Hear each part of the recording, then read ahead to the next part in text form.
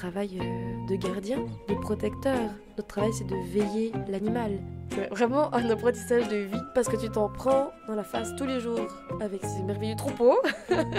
Et je pense qu'être berger, ça apprend beaucoup à être humain.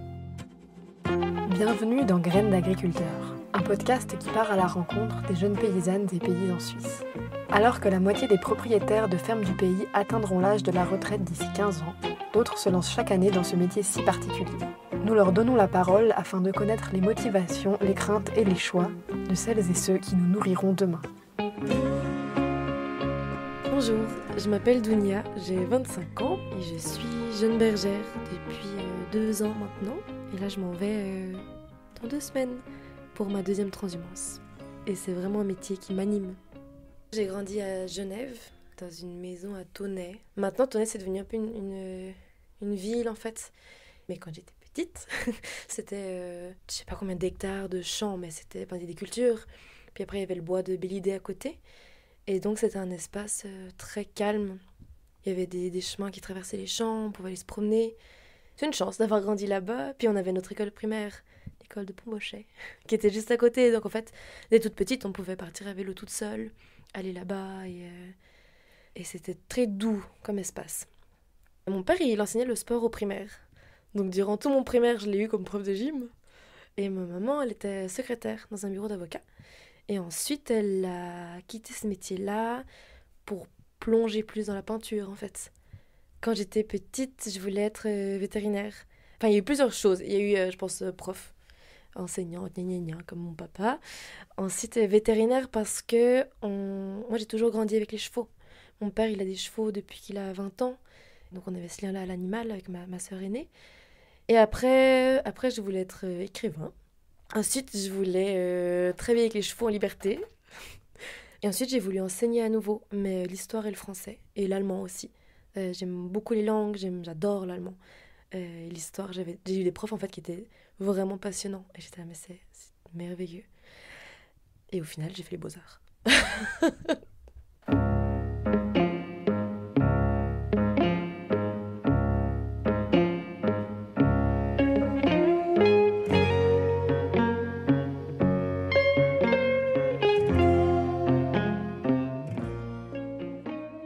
Quand j'étais dans mon enfance, on nous a beaucoup encouragés, ma sœur et moi, à dessiner, à lire. Et on nous a aussi...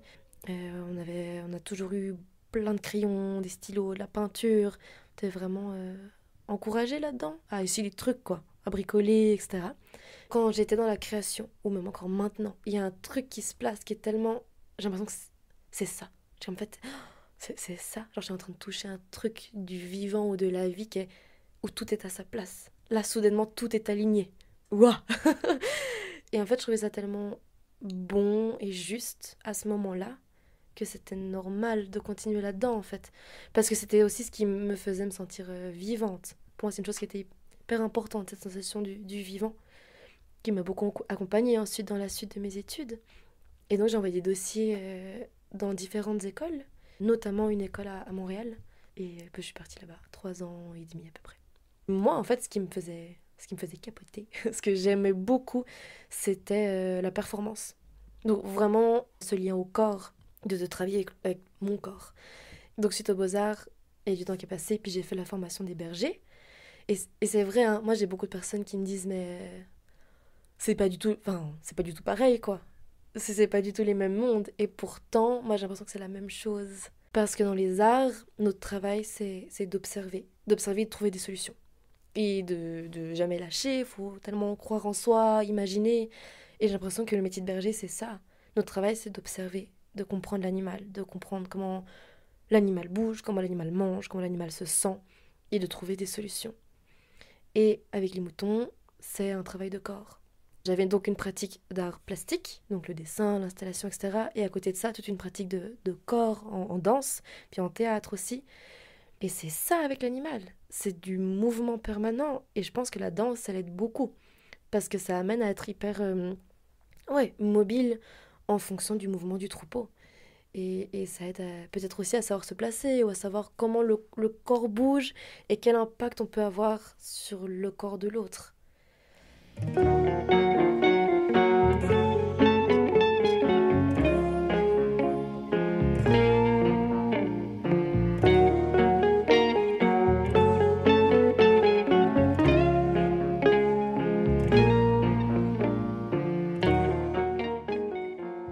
école que j'ai faite pour la formation des bergers, c'était par le biais de l'école d'agriculture de Châteauneuf, qui est à Sion. C'est une formation qui se déroule sur une année. Donc il y a 5 modules de cours théoriques, et après c'est des stages. On compte à peu près 3 semaines d'agnelage, donc c'est la période des naissances, plutôt pendant l'hiver, printemps, et ensuite 2 mois d'alpage en montagne. Sauf erreur, cette formation, elle est née suite à... Donc cette formation, elle n'est pas vieille, hein, et elle est née suite à une demande croissante des éleveurs qui avaient besoin de bergers, notamment due à la prédation, qui a commencé à revenir en Suisse et à augmenter. Pendant longtemps, les éleveurs suisses, ils mettaient les moutons en montagne. Puis en fait, les brebis, elles faisaient leur vie pendant 2, 3, 4 mois. Les éleveurs, ils montaient X fois par semaine pour donner du sel, voir comment allait le troupeau. Puis ensuite, en fin de saison, ils récupéraient le troupeau.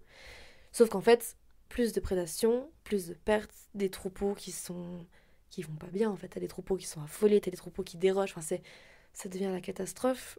Moi, cet été, je me suis retrouvée avec le loup qui nous suivait. Et moi, j'étais devant, donc je pouvais pas être derrière. Fait que si on est deux, ça n'arrive pas. Et là, il y a eu cette nouvelle demande, ça, d'avoir des bergers. En fait, dire qu'en fait, on a besoin de monde pour veiller les troupeaux. D'une personne qui va être non-stop présente au service des brebis. Moi, j'avais fait mes stages donc en montagne pour finir ma formation. Et ensuite, j'ai pu travailler durant l'automne chez un éleveur. Et cet éleveur, il savait que j'avais fort envie de faire une transhumance. En Suisse, il n'y en a pas beaucoup. Fait que de trouver une place, c'est pas évident. Puis un jour, il me dit « Ah, Dounia, il y a une nouvelle transhumance, en fait, qui va apparaître sur le territoire suisse. Et il cherche une aide bergère. » Moi, j'étais comme « Oui, prenez-moi !» Donc, je me suis présentée à l'éleveur, on s'est présenté, j'ai dit un peu qui j'étais, ce que je voulais, ce que je pouvais faire. À ce moment-là, je venais de rencontrer ma chienne, Sud, qui m'accompagne au travail. Et voilà, on est parti avec ma collègue Eliane et le troupeau. On a fait le premier mois ensemble. Et au final, comme ça marchait bien entre nous deux, j'ai pu faire la transhumance jusqu'à la fin, jusqu'à mars. Et donc l'an dernier, hiver 2022 et début 2023, c'était ma première transhumance.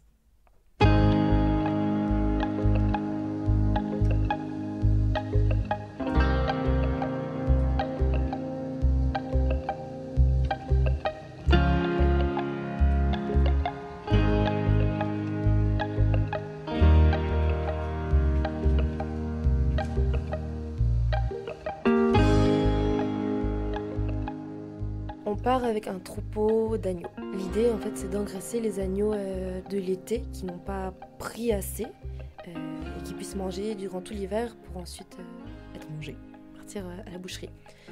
Nous, l'année passée, on en avait environ 500. Et pendant 3 mois, on est donc en mouvement permanent. On est nomades, en fait. On est des bergers sans terre. Et résultat, on a un droit de passage sur les terres agricoles. Et donc, on dépend des paysannes et des paysans pour aller manger chez eux. Les moutons, ils vont donc manger l'herbe qui reste. L'herbe qui n'a pas été mangée par les vaches, l'herbe que les vaches n'ont pas voulu manger. Ils ne mangent pas les mêmes espèces au final. Les moutons, ils vont aussi nettoyer les surfaces. En gros, les moutons avec leur petite bouche là, tic, tic, tic, tic, tic, tic, ils vont manger les petites herbes. Et en fait, ça va redynamiser la pousse. Et ils mangent un peu ce qu'ils veulent. Ils nous le font tellement comprendre quand ils veulent pas. Ils ont le petit nez au sol là, ils avancent, ils reniflent, et il n'y en a aucun qui s'arrête. C'est les pires moments. Où tu te trouves une immense parcelle, t'es là, yeah, on va rester 1 heure, 2 heures. Puis ils la veulent pas. Puis t'es là, d'accord, pourquoi on aille ailleurs? Je sais pas où. Pourquoi on aille ailleurs? Cette première expérience, moi j'ai aimé ça. C'était plein de choses. Parce que c'était une première fois, c'était un challenge. Parce que Eliane et moi, on est pas toutes deux très jeunes bergères. C'était un peu un gros pari. Puis on se connaissait pas. Et au final, on a passé 3 mois à vivre ensemble tout le temps. Alors on dormait pas dans le même lit. Et c'était très bien, chacune avait son espace. Mais on avait quand même un quotidien qui était partagé en tout temps. Autant dans les moments de stress que dans les moments heureux et légers. Nous, on travaillait beaucoup avec les horaires. Parce que les moutons, ils sont très bons avec ça. Ils les intègrent assez vite. Donc nous, on partait à 8 heures. Moi, je dormais sous tente et Eliane, elle était dans une roulotte. Donc moi, je me réveillais, j'émergeais de ma tente là. Souvent, j'allais dans la roulotte où Eliane, elle avait fait un feu, on mangeait un truc. Après, moi, j'allais ranger ma tente, on se préparait l'une l'autre, on prenait nos chiens, enfin bref, on préparait nos affaires. Pour qu'à 8h, voire vers 8h moins le quart, on soit aux moutons.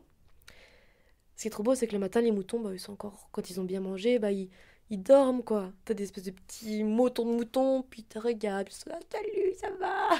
Donc en fait, c'est le réveil. Donc on fait le tour du troupeau pour voir juste comment ça va, les lever. Quand ils sont debout, que tu vois dans quel état ils sont, s'il y a des boiteries ou pas, s'il faut en attraper, si ça va au niveau, je sais pas, des yeux, plein d'affaires. Nous, nos moutons, on les parquait la nuit. Donc, il y en a une qui démontait le parc, l'autre qui partait avec le troupeau. Celle qui démontait le parc rangeait toutes les affaires dans une voiture. Et suivant comment le troupeau se menait, si c'était calme, il y en a une qui allait chercher la voiture, l'autre qui allait chercher le tracteur avec la roulotte, ramener le tracteur et la roulotte. Donc c'était beaucoup de gestion à ce niveau-là. Ensuite, nous, on les faisait chômer. Ça veut dire qu'il y a un temps où les moutons, ils se mettent à ruminer parce qu'ils ont assez mangé. Donc avec leurs estomacs, il y a la nourriture là qui remonte, qui repart, qui remonte, qui repart. Et ça leur permet de faire de la place pour l'après-midi. Et ce qu'on faisait, en fait, on les rassemblait avec l'aide des chiens. On avait comme un cercle de moutons. Et à ce moment-là, ils se couchaient tous. Et pendant 3 heures, on les garde couchés. Donc nous, c'est le moment où on peut manger. Il y en a une qui peut dormir si elle en a besoin. Ou aller gérer d'autres trucs. Et souvent, Eliane, dans ces moments-là, elle allait voir l'herbe et moi, je gardais le troupeau. Donc elle part. Là, elle prenait sa voiture. Puis elle partait voir les paysans. Voir où on pouvait aller manger avec les moutons. Voir quel chemin prendre. Après, elle revenait. À 2 heures, clac, on les relance pour qu'ils retournent manger sur une autre parcelle ou sur un autre bout de la même parcelle. Et quand il fait nuit, on sent qu'ils sont pleins. Tu vois là, du côté gauche, là, que l'estomac il fait un peu pouf, une boule. Ça c'est bon signe, t'es comme ok, ça veut dire qu'il a bien mangé, qu'il est rond et tic, tout le monde au lit. Et ensuite, quand on est au lit, s'il y a encore des soins à faire, tic, tic, tic, tic, les soins. Puis après, c'est s'occuper de nos chiens et après s'occuper de nous.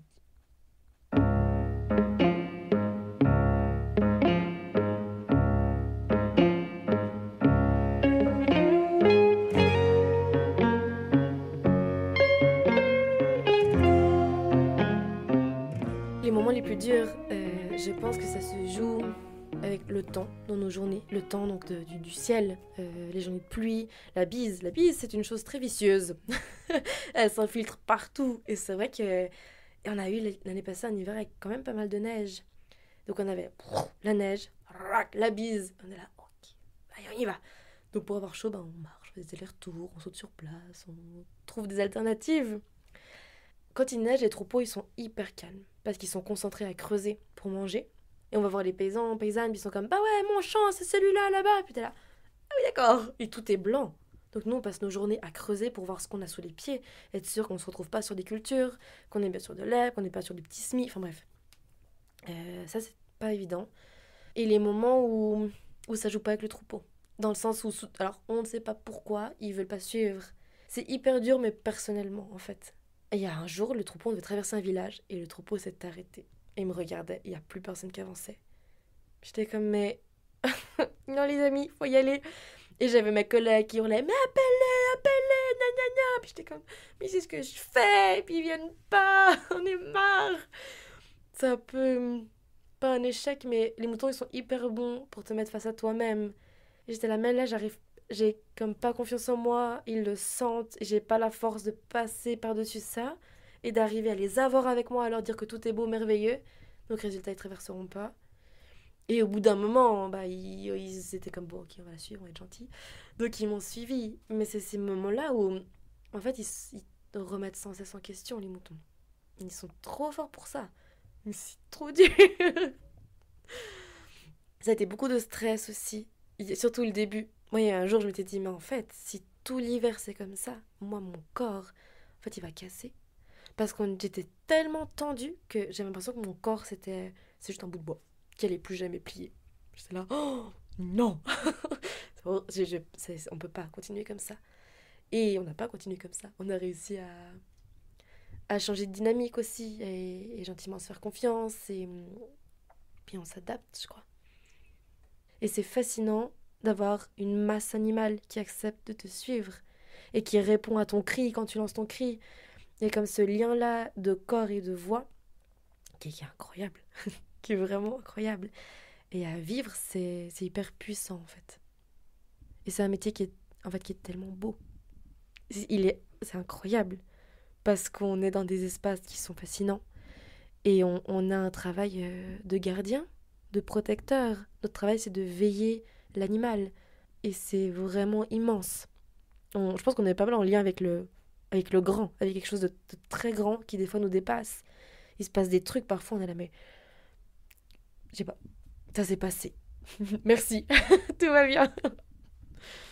D'Eliane, en tout cas, de mon travail avec elle, moi j'ai gardé... Enfin, on a beaucoup ri. Et c'était trop bon d'avoir ça aussi. D'avoir quelqu'un avec qui on... Enfin, on s'est tellement marré, en fait. Et aussi parce que des fois, t'es dans des situations de la... Mais sérieux, oh, on va en rire, on pleurera plus tard. Parce que c'est désespérant. Puis on est fatigué, on est toutes mouillées, puis ça va pas comme on veut. T'es là, ouais, c'est pas grave, on laisse tomber. Euh, Il y a un jour qui était merveilleux. Je pense que c'est un de mes meilleurs souvenirs. C'était tout enneigé. Donc on part le matin avec le troupeau. Puis là, il y a un couple qui vient nous voir qui nous dit: Ah, bonjour. Ah oui, vous pouvez aller là-bas, il y a un peu d'air, gna gna gna. Est-ce que ça vous ferait plaisir qu'on vous fasse à manger à midi? Puis nous, on était là, pas volontiers, mais enfin, vous embêtez pas, quoi. Non, non, c'est tout bon. Et en fait, nous, à midi, on avait une journée, on a eu un grand soleil. Le troupeau, je sais pas ce qu'ils avaient. Ils étaient tellement disciplinés, hyper sales. D'un coup, j'étais là, mais le troupeau, il part, il y a la route là-bas. Puis en fait, ils restaient vers nous, ils se couchaient, ils ruminaient. Hyper des petits anges. Puis là, il y a ce couple qui est arrivé, qui nous a amené à chacune un petit sac avec notre repas. On était les deux assis dans la neige, sous le soleil, avec un repas chaud, nos moutons qui étaient à côté de nous, qui étaient merveilleux. Puis on était là, mais c'est tellement simple, entre guillemets. En fait, là, on n'a pas grand-chose sur nous, et c'est hyper léger, et tout va bien. Ouais, cette sensation de bonheur, en fait. C'est ça.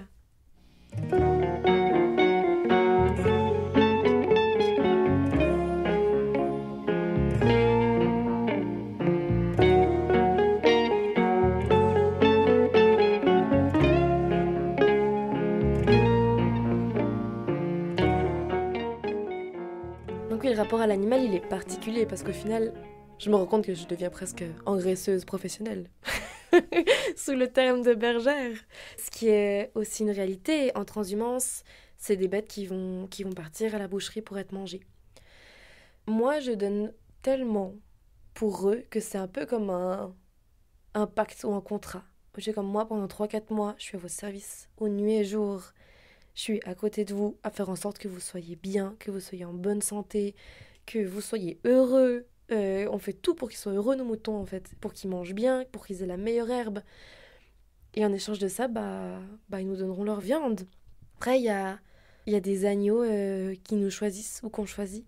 Et ceux-là, tu sais pas pourquoi. En fait, ils vont venir vers toi quand tu vas les appeler. Et avec eux, il y a vraiment un lien qui se crée. Et c'est les plus précieux. Parce que quand t'appelles, ils viennent et ça amène le troupeau. Donc il y a vraiment une confiance. Puis ça devient nos guides, nos meneurs. Donc ceux-là, c'est vraiment c'est des petits bijoux. Mais au-delà de ça, moi, c'est ceux qui me font beaucoup de bien. Les jours où ça va pas, où je suis juste tout de travers, ou triste, où ça marche pas, mais je sais que eux, ils vont venir, que je vais... Et en fait, les animaux, ils viennent se coller. Tu les gratouilles, tu les caresses, puis ils restent. Et c'est des animaux qui sont hyper tendres. Et ça, c'était pas facile l'hiver passé, parce que moi, je me suis fait plein de copains, copines. Et en fait, à la fin, ils devaient partir. Et il s'est passé une chose. Il y a un agneau, un soir, il vient vers nous. On leur donnait du sel, puis il est resté hyper longtemps vers nous, à nous chatouiller le visage, à être là. Et en fait, tous les jours, moi j'allais vers lui, il venait, et il était trop beau, quoi. C'était un agneau tout blanc, vraiment un gros pompon. Lui, il était bien dodu, quoi. Et on l'a appelé Heusi, parce que son éleveur s'appelle Hans Peter. C'est son surnom Heusi. Ah, c'est Heusi, gna gna gna. Et un jour, une des premières fois où un éleveur vient prendre des agneaux pour la boucherie, on les avait mis on avait fait un petit parc. On retrouve l'éleveur, il avait déjà commencé à en prendre dans la bétaillère. Et je regarde le troupeau, puis je dis, il est où, Heusi? Ha ha ha. Et Heusi, il était dans la bétaillère. Et c'est ça m'a vraiment retourné le ventre. Mais c'est mon métier, mais en fait, à ce moment-là, je dis, oui, mais là, c'est pas un agneau, c'est mon copain, en fait. Et mon copain, on n'envoie pas ses copains à la boucherie. Depuis quand on fait ça, c'est terrible. Il me retenait, mais de pleurer. Et autant les autres agneaux, ça me faisait rien. Mais lui, bien évidemment, lui, il sortait sa tête des autres, il essayait de sortir. J'étais là, mamma mia. Et l'éleveur, il m'a vu, il était là, ça va, Dounia? J'étais là, non. Ah, c'est Heusi dans la bétaillère? Oui. Qu'est-ce qu'on fait? On le sort. Ah oui, oui, d'accord. Et il sort Heusi de la bétaillère. Et là, il y a Hans-Peter, le propriétaire de Heusi, qui m'écrit un message et qui me dit « Dounia, je te promets que Heusi restera avec toi jusqu'à la fin de la transhumance. » C'est là, oh, Heusi. Et donc, toute la transhumance, j'avais Heusi avec moi. Et à la fin de la transhumance, là, qu'est-ce qui va se passer de Heusi? Puis là, ouais, je vais le garder. Mais résultat, pour cette nouvelle transhumance, il y aura Heusi. On repart ensemble.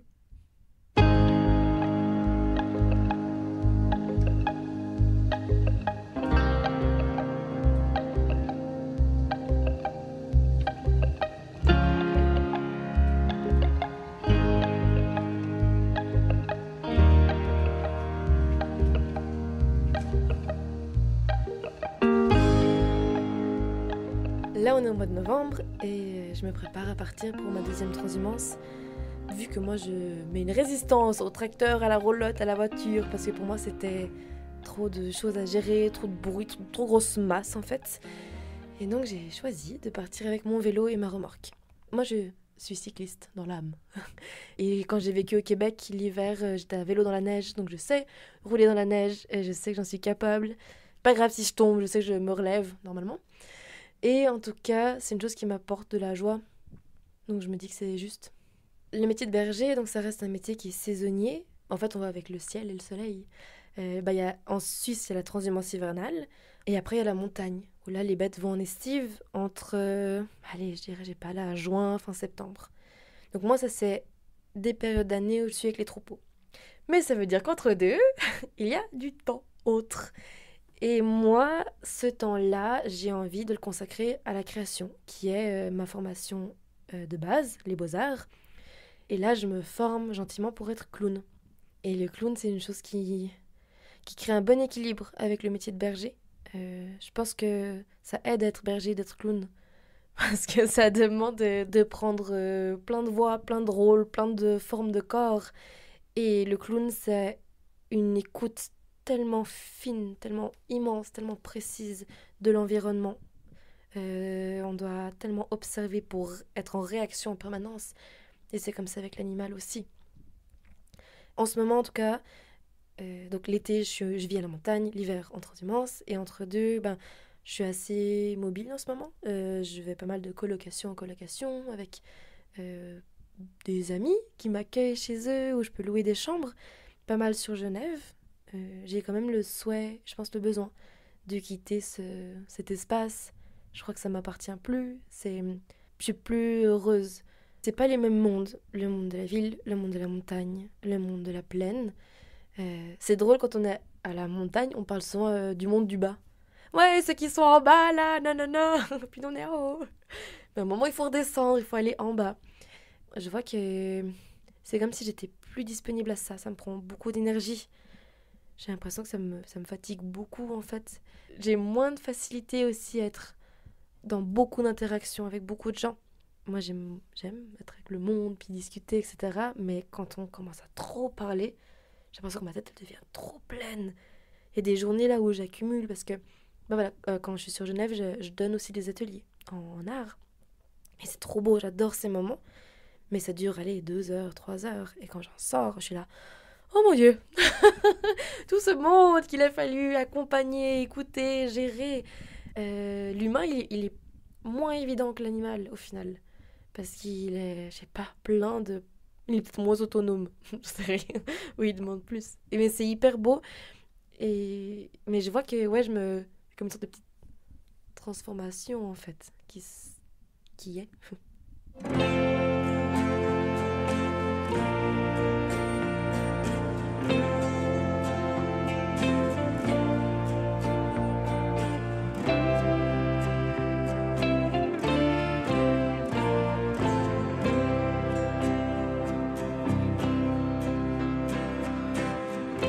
Je pense que c'est essentiel qu'il y ait de la relève, qu'elle soit jeune ou même moins jeune. Mais s'il n'y a pas de relève, le métier, il se meurt. Et c'est un des plus vieux métiers du monde. Et c'est ça aussi que je trouve immensément beau. C'est tout cet héritage, en fait, qu'on continue de de nourrir et de faire pousser, tisser, qui grandit aussi, qui évolue beaucoup. On n'est pas berger comme on était berger il y a même 50 ans. Dans 10 ans, j'aurai 35 ans. Et ben dans 10 ans, moi je me demande si à ce moment-là j'aurai une famille, des enfants en fait. Et c'est questionnant avec ce métier de berger. Parce que c'est un métier qui voilà, est saisonnier, on est présent, pas présent. Quand on est au troupeau, on est au troupeau. On n'est pas en train de donner le biberon ou d'aller chercher, je sais pas quoi, ou de changer une couche. Les moutons, c'est des êtres qui demandent tellement d'observation. Mais en même temps, j'ai l'impression qu'il y a de plus en plus de bergères qui tiennent ce métier-là et qui gardent ce métier-là et qui ont des enfants. Alors c'est pas forcément facile, c'est sûr, mais là la vie, elle est de toute façon, c'est sauvage. Mon compagnon, c'est une personne qui me soutient beaucoup là-dedans, qui vient me voir et qui apprend aussi, qui m'aide, qui essaye des trucs. Et c'est hyper beau aussi d'avoir ce soutien-là. Et j'espère que dans 10 ans, donc les moutons et la montagne seront immensément là, mais la création tout autant. Ça vraiment, c'est pour moi d'une importance immense, parce que si j'ai pas la création, je pense vraiment qu'il y a un bout de mon âme qui va devenir gris. C'est complètement une recherche d'équilibre. C'est vraiment ça. Et pour moi, c'est la vie en fait. La vie, c'est un équilibre permanent. Et c'est ça qui est aussi très beau, c'est que l'un nourrit l'autre. Et l'un, des fois, donne des clés à l'autre. Moi, je sais que la montagne, les moutons, ça me donne tellement d'ingrédients, tellement de nourriture pour créer des trucs. La montagne, c'est un espace qui permet de chanter, mais tellement large. De chanter avec les brebis, c'est trop beau. On a tous nos cris qui sont différents. Il y en a qui sifflent, il y en a qui chantent, il y en a qui appellent. Mais les moutons, ils sont très ouverts à ça. Et cet équilibre, mais c'est ça, je pense que c'est la vie en fait. C'est la vie, c'est un tas d'équilibre. C'était le dernier épisode, un peu plus long, de Graines d'agriculteurs. Ce podcast a été réalisé par moi-même, Lila Erard, pour le journal suisse roman Terre et Nature. Merci de m'avoir écouté et à bientôt.